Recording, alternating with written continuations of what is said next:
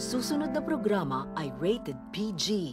Ito ay nangangailangan ng patnubay at gabay ng magulang para sa mga batang manonood.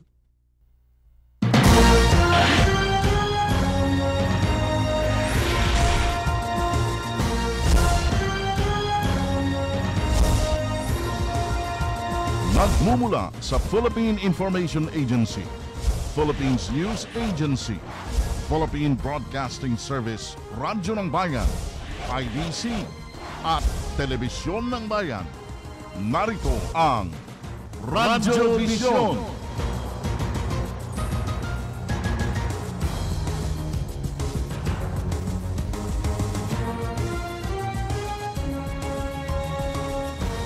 Isang makabuluhan, mapayapa, masaganang umaga, Luzon, Visayas, Mindanao. San man kayo naroon, anuman ang inyong ginagawa sa mga oras na ito, samahan po ninyo kami sa isa na namang edisyon ng ating Radyo Vision sa Media ng Bayan sa araw na ito ng Biyernes, 22 de Hulyo 2016. At makakaagapay pa rin natin sa ating PTV4 Telestudio ang ating kabalikat, Mr. Audrey Goriseta.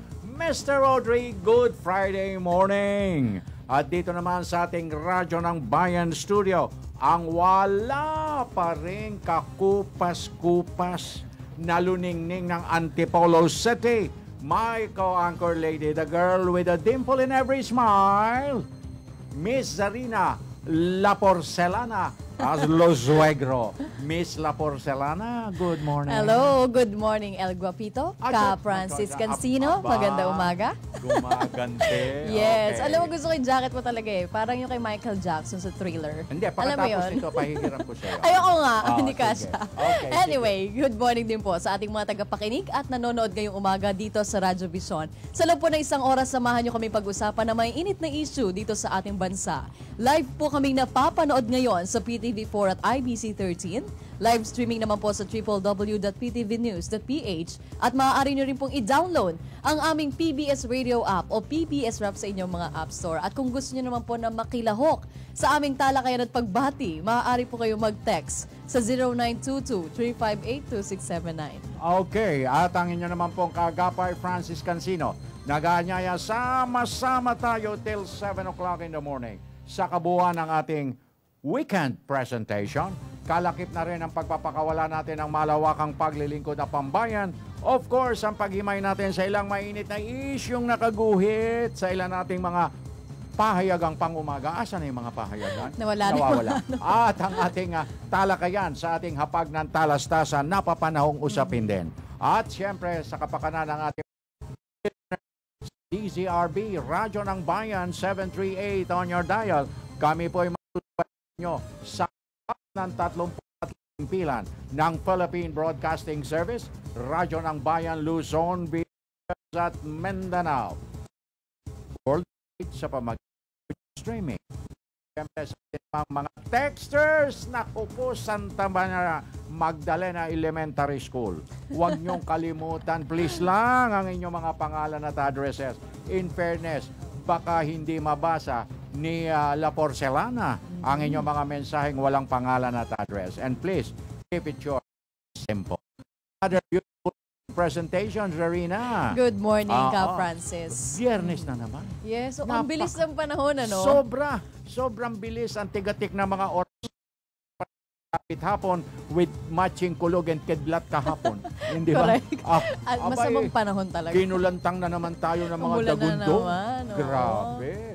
Wow, anyway, merong isa akong natunghayan na nagpalabas na ng Memorandum of Order.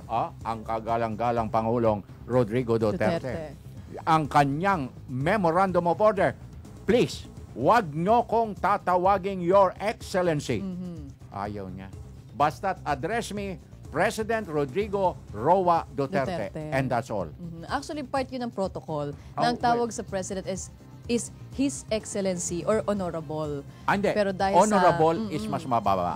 para sa mga secretary, I mean. At mga senadores and Mga congressman. babas. Ano So, congressman? hindi. Ikaw, Slip of the tongue. okay. Slip of- Congressman. Oo, Senatong and Tong. Ayan na naman. Hindi, Alam, nanggagaya na rin ako, Senator, congressman. please. Okay, thank you for the correction. I stand corrected. Senator. Ayan, nagaya na ako. Aba, ang bilis mong manggaya. Senator and congressman. Ayan, yun ang mga honorable. At saka yung mga cabinet. Pero ayaw na rin ng Pangulong Duterte na tawaging mga honorables yan. Kung tutuusin, alam mo, sang-ayon ako doon. Natatawagin mong honorable yung mga ano. Kasi pagkatapos, bukas makalawa, sasambulat na na-involve sa mga ganito. Anak ko po. Ay, biro mo, honorable ka ng honorable with matching yuko ka pa, honorable. Pagkatapos, biglang sumambulat sa payagan, kasama sa sindikato. Naku po, asan na yung honorable? At saka yung sa congressman. Naku, congressman. Ay, naku, ayan na meron naman, dyan. wag mo nang sabihin senator and congressman. Yung mambabatas, mga mambabatas ayan. na merong kasi hindi, nai-slip ka ng mali ang tamo address Meron kasi ako mga kilalang congressman, akyat Manaog lang. Meron naman akong congressman, palakpak lang. Kaya nga kung minsan, yung honorable, parang hindi akmado na itawag Unless otherwise, doon sa talagang, they keep it up, yung kanilang integridad, okay yan. Talagang kagalang-galang. Pero doon sa hindi dapat igalang, wag na kanting igalang. Okay, so aside sa reason mong yan, yung doon naman sa pagtawag ng His Excellency and Honorable, as I've said kanina, yun nga yung part ng protocol.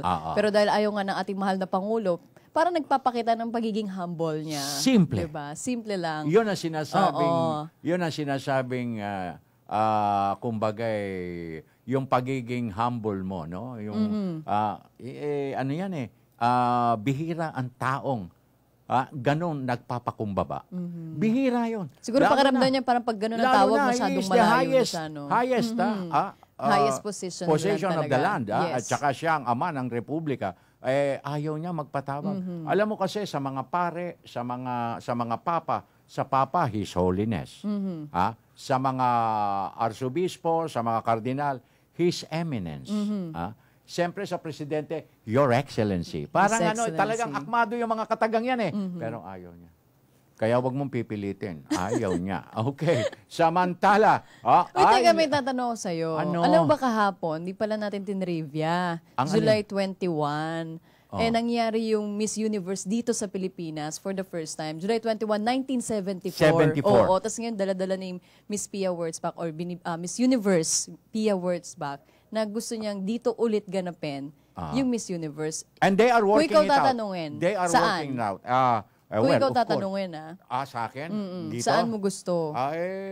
Siyempre, dito sa Metro Manila. Metro Manila. Oo, wag sa mga probinsya. Maganda dito sa Metro Manila. We have beautiful places here na po pwedeng maging sentro ng beauty pageant competition na yan. Pero marami naman sa province na pwede naman pagganapan. But for you, sa Metro Manila. Dito sa Metro Manila. Pwede ba sa Antipolo, mga ganun? Ay, pulo bundukin doon. Baka makagat pa sila Grabe ng ka lamok. naman sa Antipolo. Hindi, sa mga bundok, maraming lamok doon. Grabe ka talaga. Kamusta siya? Okay, words of wisdom. Okay nga, words of wisdom tayo. Okay, go.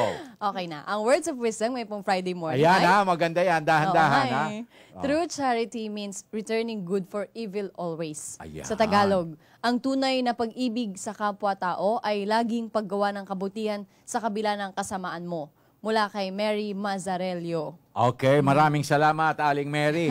At dito siguro napukaw ang damdamin at kaisipan ng maraming tao. Correct. Na kahit na ikaw ay ginagawaan ng hindi mabuti, gantihan mo ng mabuti. Parang lagi kitang paggagawa ng kabutihan, kahit masama ka, yung parang ganun. Kahit na masama yung kaibigan mo na palagi mong tinutuligsa, gawan mo ng mabuti. Dahil mabuti naman ang hangarin niya sa'yo. Okay, tama. Pero challenge yun sa isang tao. Aba, na parang, na parang paano mo gagawa ng kabutihan. Returning good for evil. Always, isipin mo. Pero once na nalagpasan niya yung challenge na yun, di ba maganda sa pakiramdam? Parang sobrang nawala ka ng fulfillment. Tama. Yan. Nakukuha mo yung naiisip ko, no? Ay, basang-basa kita. Naku, sus Maria Joseph, ikaw pa. Ikaw, ang hindi lang makabasa sa'yo, si Aling Raquel. Hi, Mama. She's watching. Good morning. Yes. Good morning. Wag ko kayo malala. I will take care of her. Basta't nagsabi ng totoo. Okay, tuloy-tuloy na tayo. Samantala, puntahan na natin ang ating kabalikat para sa unang bulusok ng ating mga balita. Sa headlines, si Miss Jeng Margarejo at sa mga buoda detalye, Mr. Audrey Goriseta. Miss Jeng, go. Arito na ang mainit na balita dito sa Radyo Vision. Pangulong Rodrigo Duterte binisita ang mga sundalo sa Mindanao. Dating Pangulong Gloria Macapagal Arroyo nakalabas na ng Veterans Memorial Medical Center. Pagkaing Pinoy tampok sa unang sona ni Pangulong Rodrigo Duterte.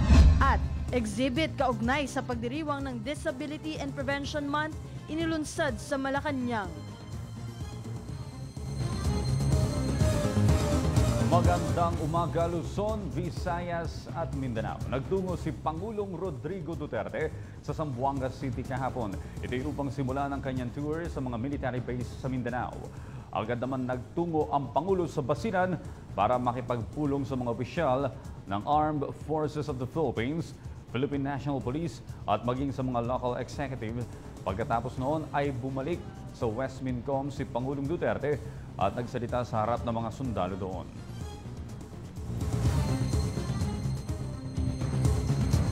Sa iba pang balita, matapos ang 2 araw na paghihintay, nakalabas na ng Veterans Memorial Medical Center si dating Pangulong Gloria Macapagal Arroyo kagabi. Ito'y matapos mapawalang sala siya ng Korte Suprema sa kasong plunder kaugnay sa paglustay di umano ng intelligence funds ng PCSO. Mag-aalas 7 ng gabi na makauwi ang dating Pangulo sa kanilang bahay sa La Vista, Quezon City. Pagkatapos nito ay nagpunta si Congresswoman Arroyo sa St. Luke's Medical Center upang magpa-check up. Inaasahang dadalo ang kongresista sa SONA ng Pangulong Rodrigo Duterte bilang dating naging Pangulo ng bansa sa darating na Lunes. Sa unang pagkakataon, nagpulong sina Presidential Peace Advisor Jesus Dureza at MILF Chair Al-Haj Murad Ibrahim sa Camp Darapanan sa Sultan Kudarat.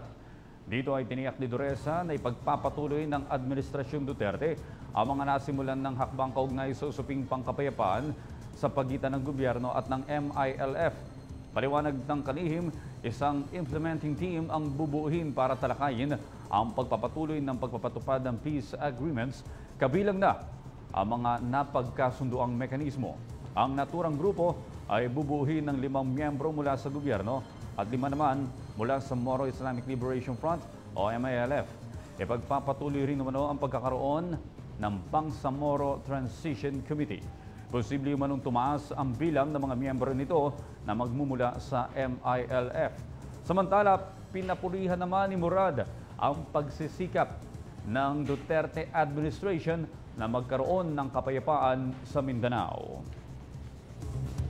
Samantala, nagpalabas ng direktiba si Pangulong Rodrigo Duterte na nag-aatas sa lahat ng departamento at ahensya na wag nang gamitin ang katawagang His Excellency sa kanya. Ang utos na ito ng Pangulo ay nakapaloob sa memorandum mula kay Executive Secretary Salvador Medialdea.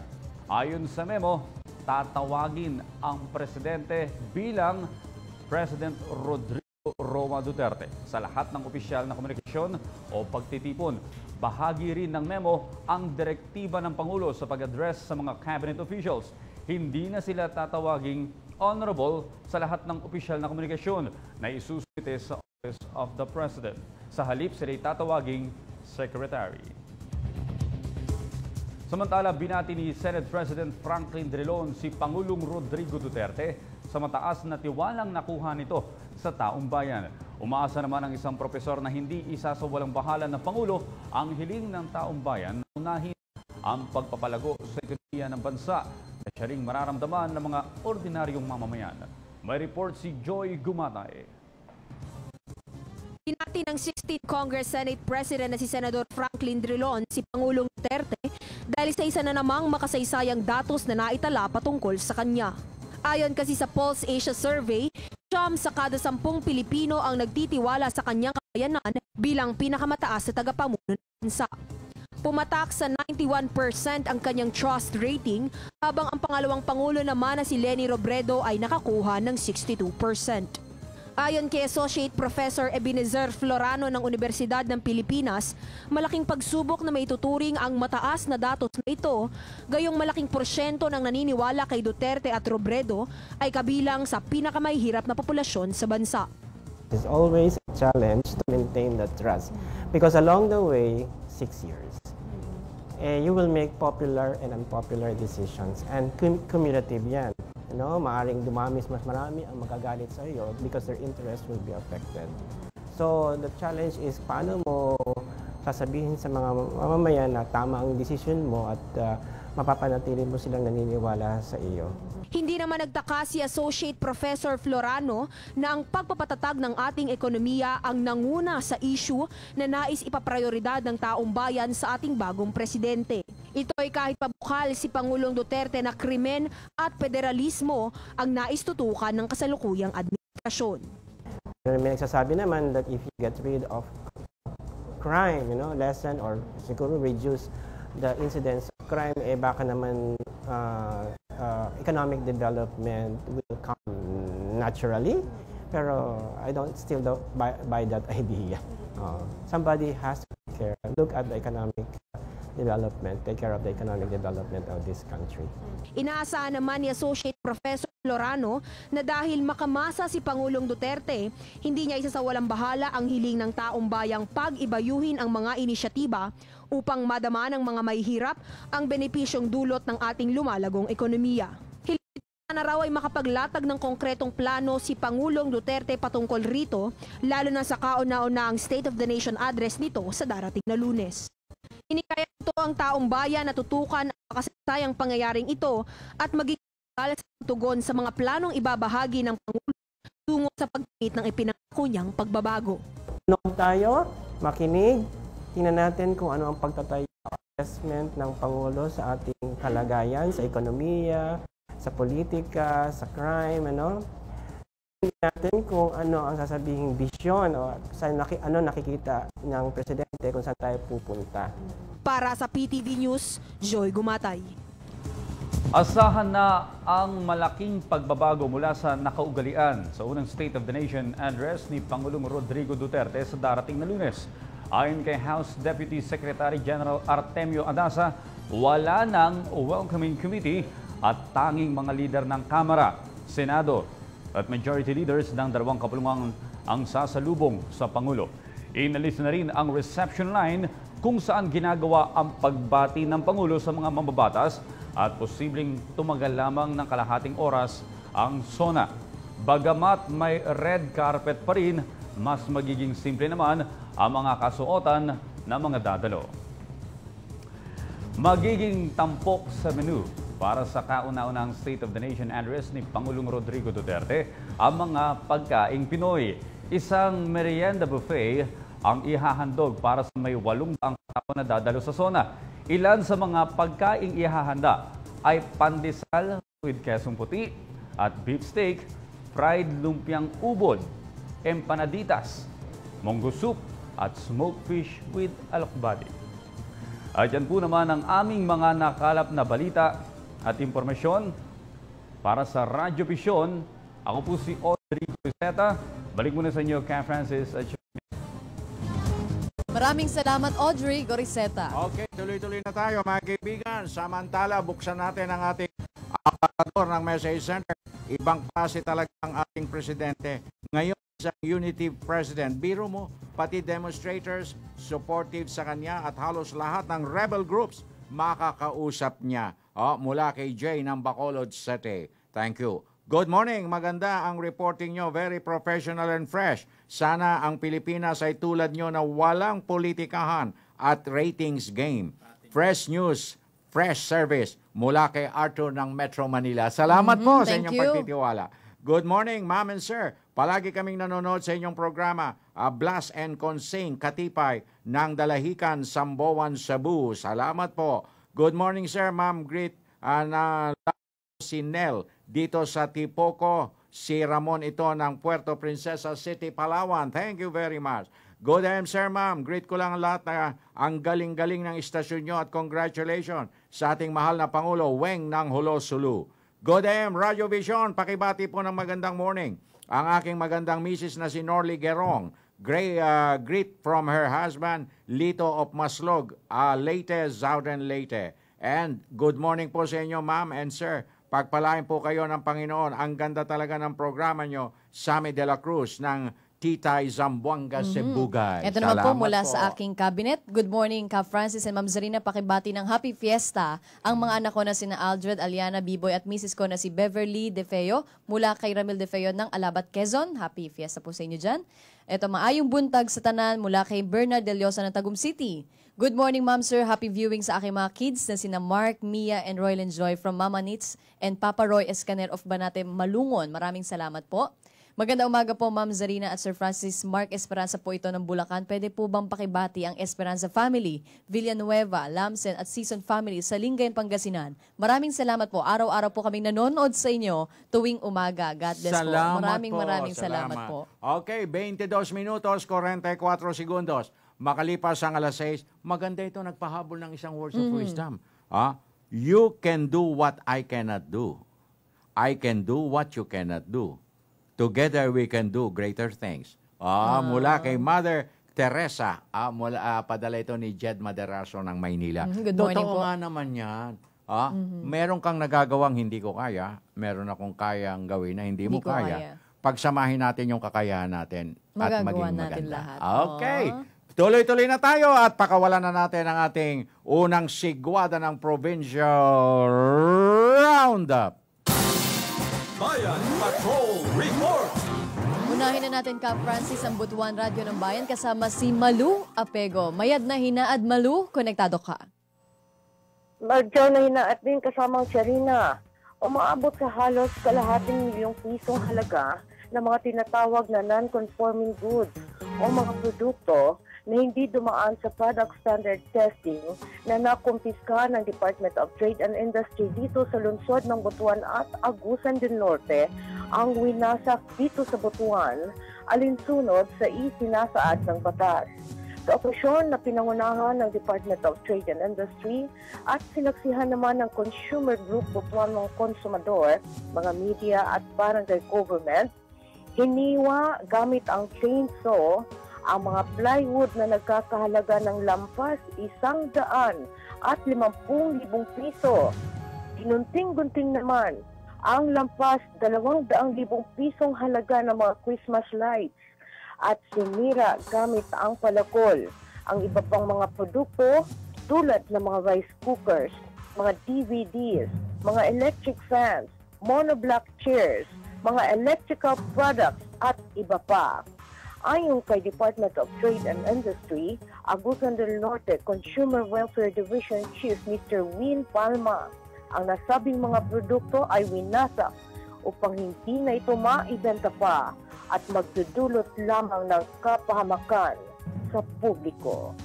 Para sa Radyo Vision, mula sa DXBN Radyo ng Bayan Butuan, ito si Malu Pizarro Apego, Media ng Bayan. Maraming salamat, Malu Apego. Puntahan natin ang Radyo ng Bayan Iloilo with JP Hervas. JP, mayong aga sa imong tanan, konektado ka. Mayong aga ka, Francis, kinagagalak ng maraming persons with disabilities sa kanluran Kabisayaan at palang batas sa Senator Rachel Hontiveros na gawing mandatory ang field coverage sa mga PWD silalim ng Duterte administration.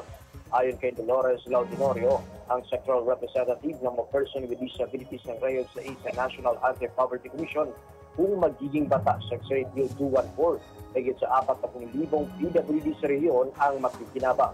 Dagdag ni Laudinorio, ang mandatory funeral coverage para sa mga PWDs ay isang malaking tulong sa lahat ng mga Pilipinong may kapansana upang mas marami pa sa kanila ang makakatanggap ng makakailangang serbisyong medikal at dental. Sa ngayon, nagpapatuloy ang samot-saring aktibidad na inihanda ng iba't ibang ahensya ng gobyerno para sa mga PWDs kasabay ng pagdiriwang ng ika-38 National Disability Prevention and Rehabilitation Week sa rehiyon. Mula sa Iloilo, para sa Radio Vision, JP Hervas, Media ng Bayan. Thank you very much, JP Hervas. Narito naman po ang Tayug Radyo ng Bayan kasama si Grace Acquar. Naimbag Bigat, Grace, konektado ka. Naimbag na bigat, kasamang Zarina at kasamang Francis. Hinihikayat na iparehistro na libre ang mga negosyo center ng mga barangay micro-business enterprises sa mga negosyo centers na malapit sa kanila upang makakuha ng insentibo sa pamahalaan. Ayon kay Natalie Dalatin, Chief Trade and Industry Development Specialist ng DTI Pangasinan, ang lahat ng mga BMBS at entrepreneur na nagbabalak magtayo ng negosyo ay kailangang irehistro sa mga in-establishang negosyo centers sa Pangasinan at makakuha ng insentibo sa ilalim ng Republic Act 9178 o Barangay Micro Business Enterprises Act of 2002. Libre na anya ang registration at pag-i-issue sa kanila ng Certificate of Authority. Exempted ang BMBS sa income tax, exemption wala sa coverage ng minimum wage law, special credit window ng government financing institutions, technology and marketing assistance. Tanging BIR registration fee, mayor's permit at sa local government unit ang kanilang babayaran. Ang mga negosyo centers ay matatagpuan sa bayan ng Lingayen, Rosales, Mangaldan at lungsod ng Dagupan at Alaminos. Para sa Radyo Vision, Grace Acquar na DWRS Radyo ng Bayan, Tayug, Media ng Bayan. Maraming salamat, Grace Acquar. Good morning, Ka Francis. Greet ko lang kasamahan ko sa 1M Pharmaceutical, especially to our boss, Ronnie.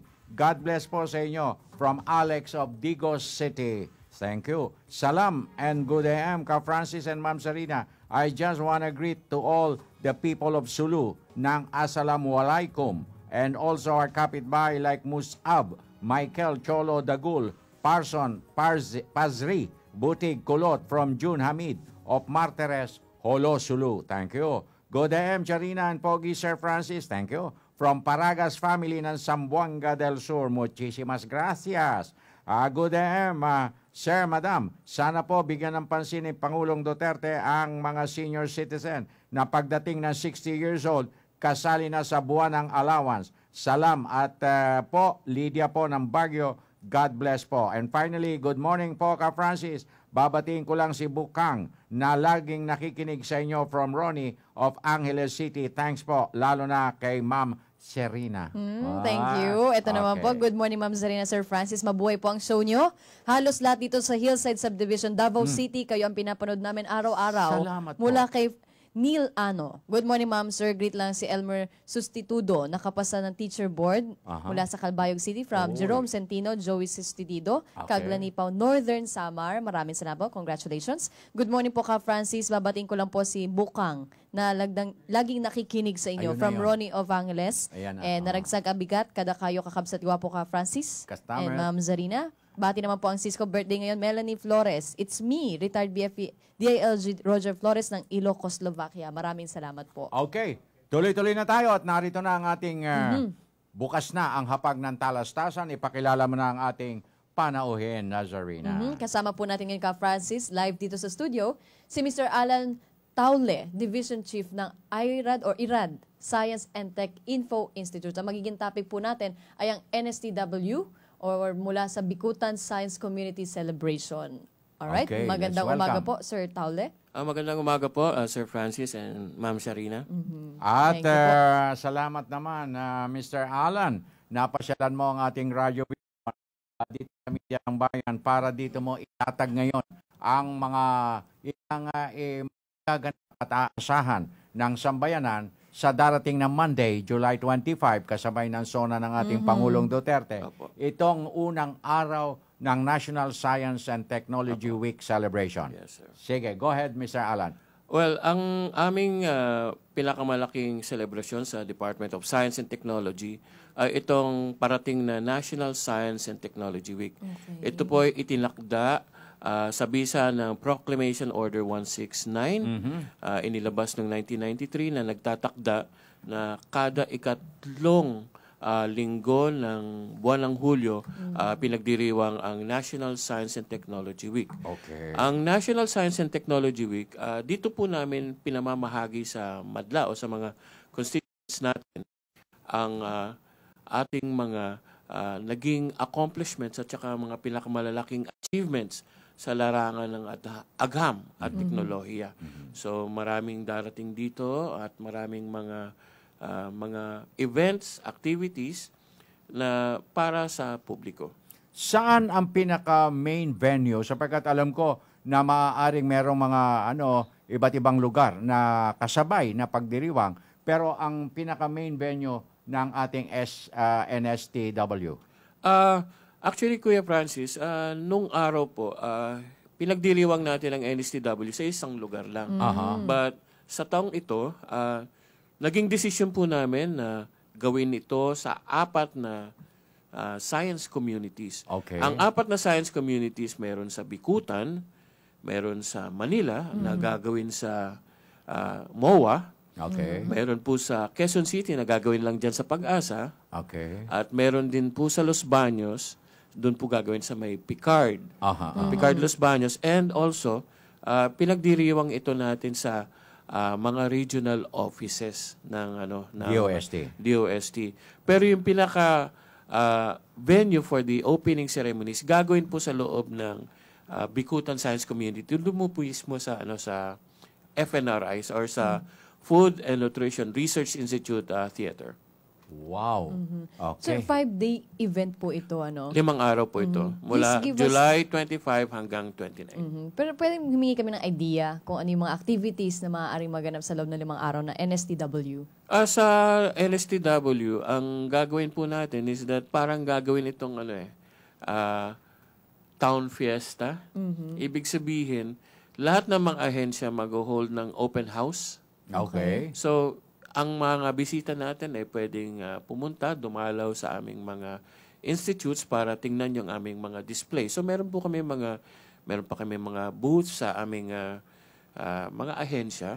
Tapos meron po tayong mga naka-schedule na mga activities. Meron din mga parangal na gagawin sa linggong ito. Pero ang pinakamahalaga po rito is dumalaw po yung mga tao at nang makita nila kung ano yung mga display namin. Tapos this is in keeping with the spirit of our theme. Ang theme po kasi natin is One Science, One Nation. Yung One Science po kasi agham para sa mga Pilipino.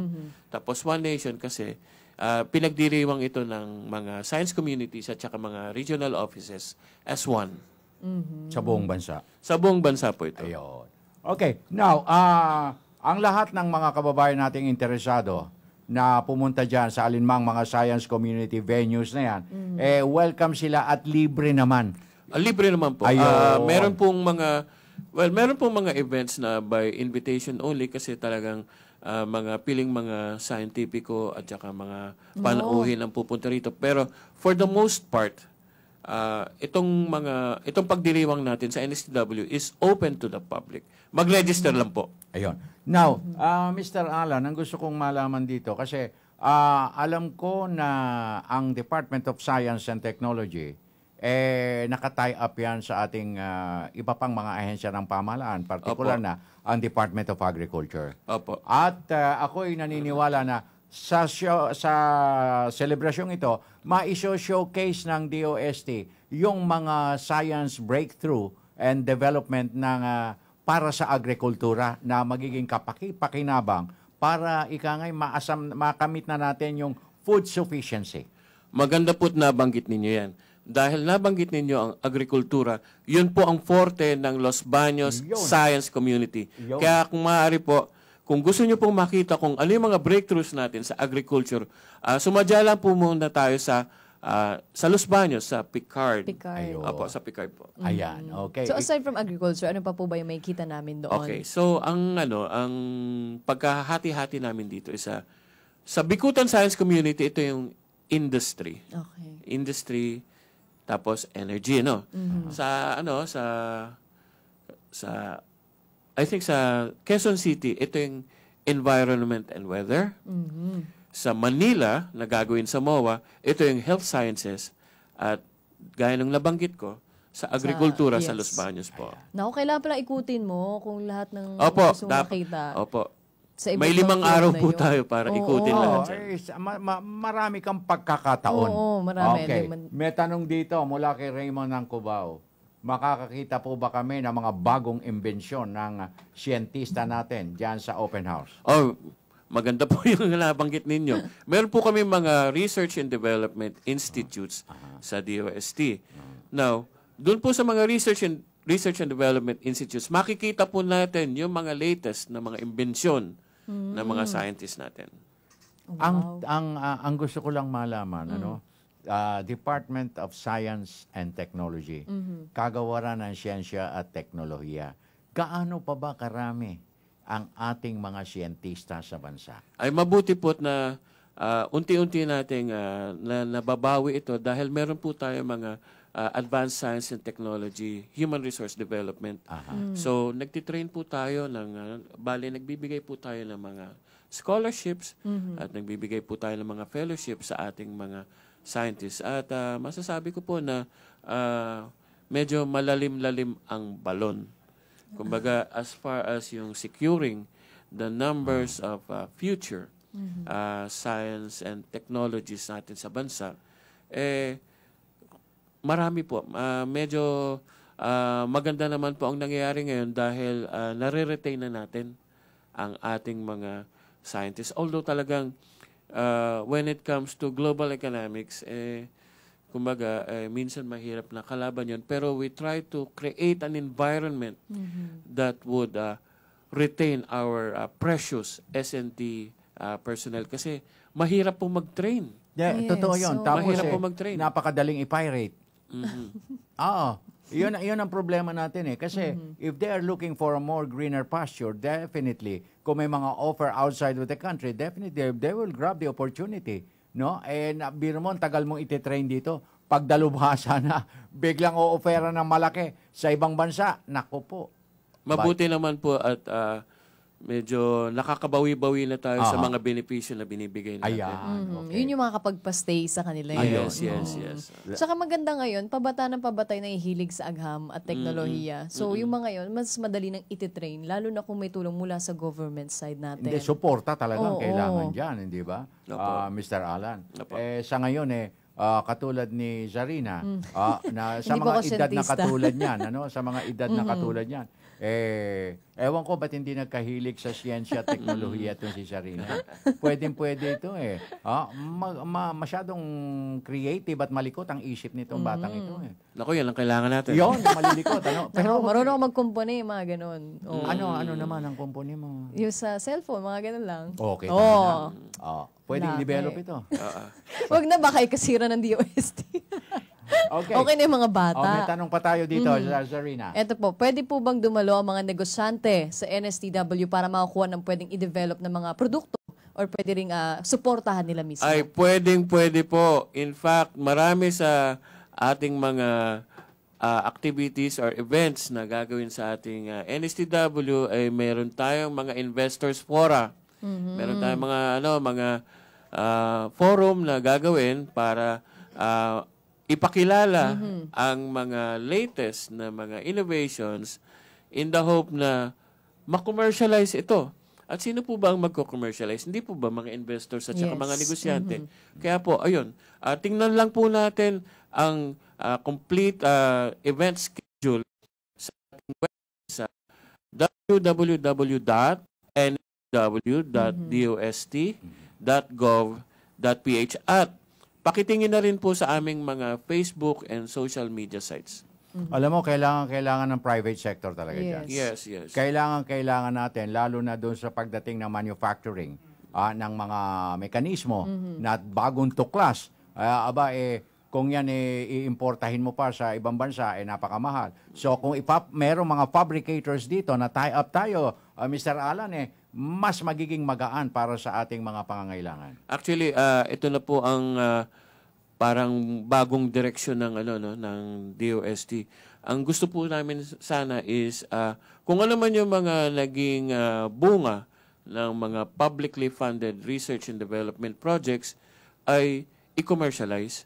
Kasi hindi pwedeng nasa nakasulat lang sa research paper o nasa drawing board. Nasa drawing board lang. Ang importante po is to be able to demonstrate yung proof of concept. Tapos, pag nakita nila yung worthiness or effectiveness nito, may magkaroon ng interest. So, ayun po, patuloy yung ginagawa nating mga networking activities para mailapit itong mga publicly funded research and development projects para magkaroon naman ng takers at mapakinabangan. At sigit sa lahat, mapakinabangan ng madlang Pilipino. Okay, babalikan ko lang. Isang tanong na lang, Mr. Alan.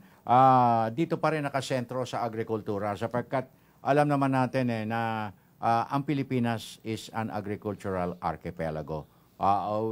Hindi natin pwedeng itatwa yan. Ano? So, sa pamamagitan po ng patuluyang pagsisikap ng Department of Science and Technology para maiangat pa ang antas ng agrikultura sa bansa, lalo na yung pagdating sa sinasabi nating full mechanization. At tayo ay makikipag-compete na global dito sa ating ASEAN Economic Cooperation. Medyo may ilang pa rin mga nitty-gritty na kinakailangan pang malaman at maayudahan ang ating sektor ng agrikultura para maging competitive tayo. Ano pa ang inaakala mong pwedeng maiambag ng siyensya at teknolohiya? Ang pinakamahalaga po rito is that, sa totoo lang, medyo palit na ng palit yung farm acreage natin. Ano? So, nagsishrink yung ating mga farmlands. At dumadami naman ang populasyon. At samantalang dumadami ang populasyon. So, ang pinakamahalaga po sa side ng DOST is to increase yung tinatawag na yield, farm yield. So, ibig sabihin, yung ganitong, sabihin natin sa isang hektarya, ang habol sana natin, makapag-ani tayo ng higit pa sa 2 o kumari 3 beses. Ganon. Kasi, ayun nga po gaya ng nabanggit ninyo, palit ng palit ang ating sakahan, pero palaki ng palaki ang populasyon. So, yun po ang pinaka-importante is to increase farm acreage. Ikalawa, ang importante is ma-modernize natin ang ating farming agricultural operations kasi paliit din ng paliit ang farm workers, agricultural workers natin. Marami po sa kanila ay lumilipat na sa mga malalaking syudad, kaya palit na ng palit yung naiiwan. So, ang gusto po natin is to be able to introduce itong mga technological applications that would be more efficient from a agricultural standpoint. Ibig sabihin, kung dati inaabot ng mga 10 tao para magsaka, dahil nga palit na ng paliit, baka makapag-introduce tayo ng mga gamit na maaaring 5 na lang ang magtrabaho. Pero ang gusto po natin talaga is magkaroon ng tinatawag na agricultural self-sufficiency. Although habol hindi naman minsan inisip natin na baka hindi na natin ito kayanin. Pero it's always a dream na ma-achieve natin ang self-sufficiency. Pero for now, kahit ano na lang, yung agricultural security na lang. Well, kung gustuhin, may paraan. Opo.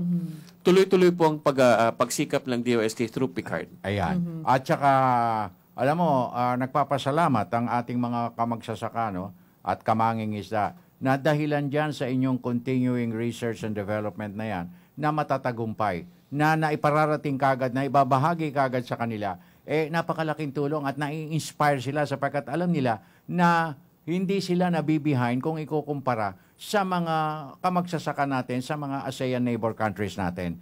They are competitive. Unang-una, medyo ang kulang nga lang talaga suporta Suporta na lang talaga ang kulang. Pero sa kadalubhasaan ng mga magsasaka natin na nakamtan nila dahil lang sa mga science breakthrough na yan, technology transfer, talaga namang makikita natin na at par pa rin ang ating mga magsasaka kung tutuusin.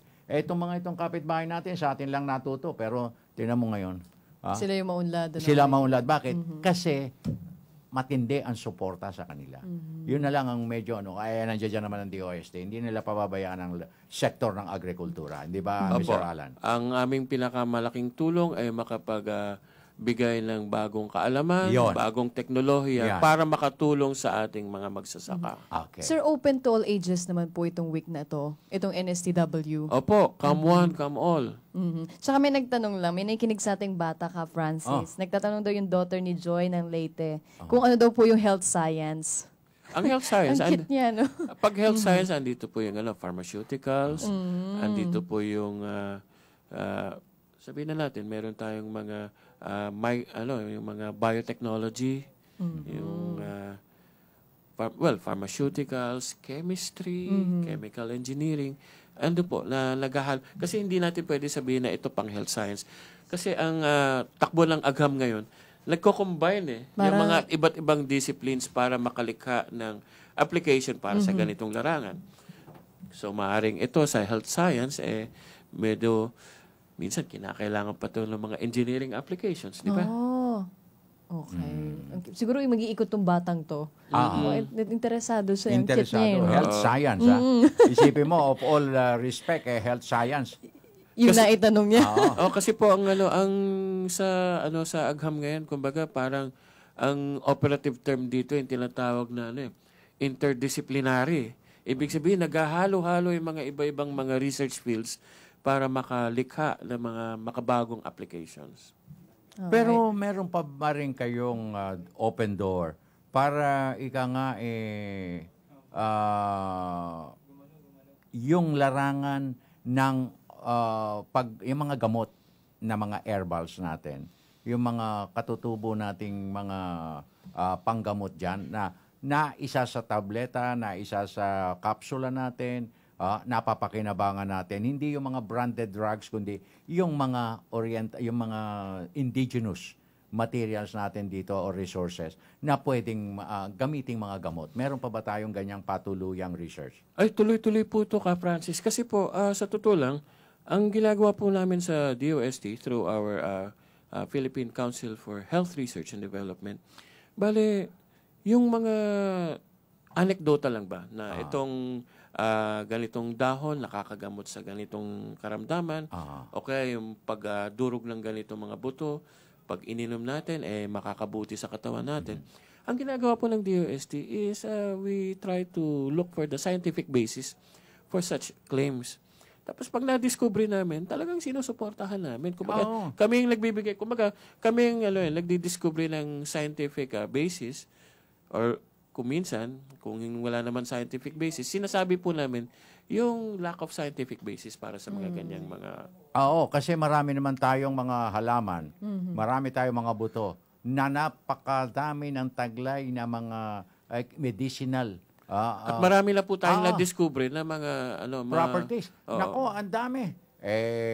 Isipin mo, ngayon kaya lang parang ayaw pang kilalanin kasi siyempre dadaan pa sa isang masuring proseso bago talaga kilalanin. Pero marami na ang naniniwala dyan sa mga ganyan. Actually, dahil dun sa aming patuloy na promote nitong indigenous ganito, lumaki yung lumawak yung sakop ng pharmaceuticals. Okay, ihabol mo na lamang ito bago natin tuluyang pasalamatan si Mr. Alan. Kay James Tampasik, kamusta na po yung mga update ng mga dating imbensyon na naimbento ng mga ibang Pilipino tulad ng battery-based vehicles and water instead of oil-based vehicle? Sa battery-based vehicle po, talagang meron pong scientific basis dyan. Kasi yung mga electric cars, in fact, sikat na sa Amerika ngayon yung Tesla. Medyo mahal lang, pero totoo po yan. Ngayon, yung water-based vehicle, ang problema po natin dyan is that ang tubig po hindi po combustible. Wala siyang combustibility na magpa-power ng engine. Now, hinahanap pa rin po namin ang scientific basis for water-based vehicle. Pero for now, masasabi namin wala. May umembento na yan. But we already debunked it. We debunked it. Unang-una, lalagyan mo muna ng konting gasolina para mag-trigger siya. Pagkatapos, pag nag-start, tubig na ang susunod na dadaloy. I was once of the living witness. One of the living witness nung i-showcase yan dyan sa Cultural Center. Yang pinatatakbong. Nakasakay ako dyan Isang balding tubig ay binuhos doon sa tangke. Aba, umaandar. Pero kinakailangan may mag-trigger muna, may gasolinang konti na para sumiklab. Kaso dinibunk daw, sabi dinibunk na yan. Dinibunk po namin. Kasi in order to be proven as water-based, dapat ipakita mo yung scientific basis niyan. Kaya nyo bang silaban ng tubig? Ayun. Hindi naman mag-aapo yan. Hindi po mag-aapo yan. Okay. Sige. At kami sa Radyo Vision ay nakikisa sa inyong celebration. At we are looking forward for the success of the NSTW celebration. Marami pong salamat at muli inaanyayahan ko ang publiko na dumalo sa aming National Science and Technology Week. Gagawin na po ito mula July 25 hanggang 29. Next week na po. Ayan. Okay. Maraming salamat sa pagpapaunlak mo sa ating palatuntunan at patuloy mo kaming pasyalan kung may mga panahon para sa ilang pang mga karagdagang pangunawa ng ating mga kababayan. Maraming salamat sa inyo, Panyaya.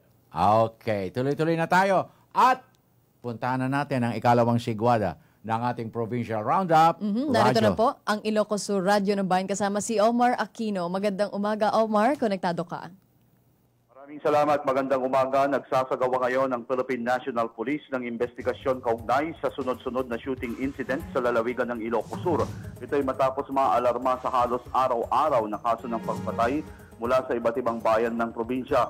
Base sa record ng PNP mula July 1 hanggang 19 ay may 12 kaso ng pamamaril ang naganap. Ito ay sa mga bayan ng Cabugao, San Vicente, Lungsod ng Vigan, Santa Maria, Santa Lucia at Santo Domingo. Sa investigasyon ng kapulisan, 6 dito ay kumpirmadong drug-related incident. Sinabi ni Police Chief Inspector Greg Guerrero, hepe ng Police Community Relations Office, isang anggulong pinag-aaralan ng kapulisan ay ang mga drug lords ang pinag-iinalaang utak ng mga pagpatay sa mga drug personalities na sumuko at ngayon ay biktima ng pamamaril. Paliwanag niya dahil sa pagsuko ng maliliit na pushers at user ay posibleng itinuturo ang source o pinagmumulan ng droga. Ayon sa kanya, dahil sa maaaring pagturo sa mga utak ng ilegal na droga, sila ay minabuting ilikida na lamang. Bagaman walang konkretong seguridad na binibigay ng PNP sa mga voluntaryong sumuko, malaking tulong naman ang lingguhang monitoring ng kapulisan para sa kanila. Kabilang dito ay ang regular counseling sa pamamagitan ng mga lokal na gobyerno. Yan ang balita para sa Radyo Vision. Omar Anthony Aquino ng Radyo ng Bayan Ilocos Sur, Media ng Bayan.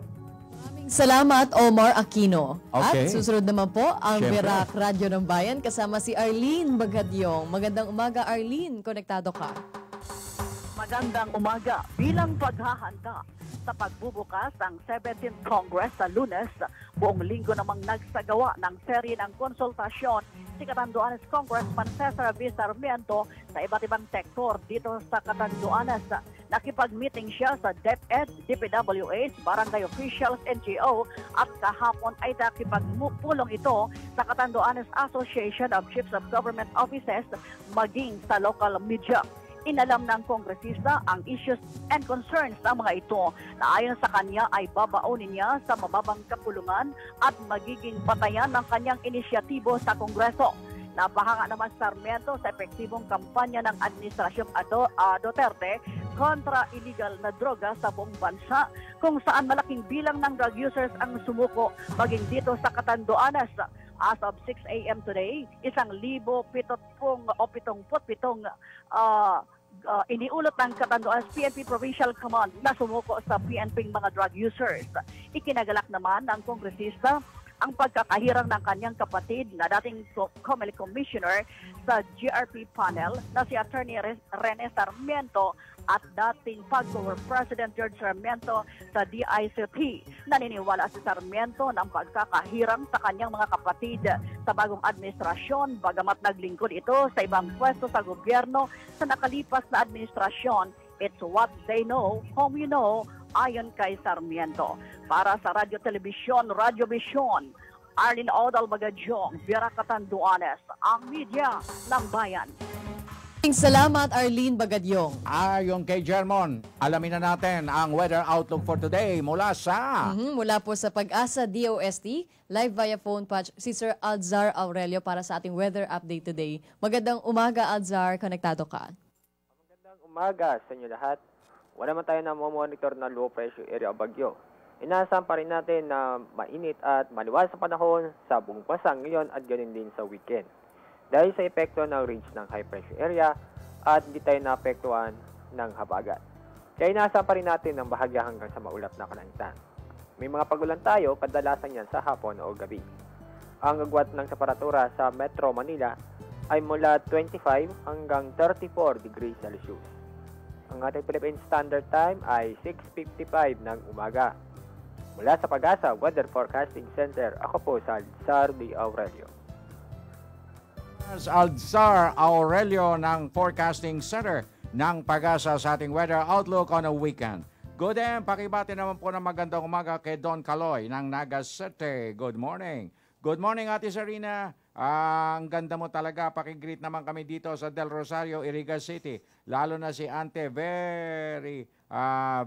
Magpagaling ka po. Get well soon. At Uncle Vito coming from Kuya Bonifacio de Lima, Monge.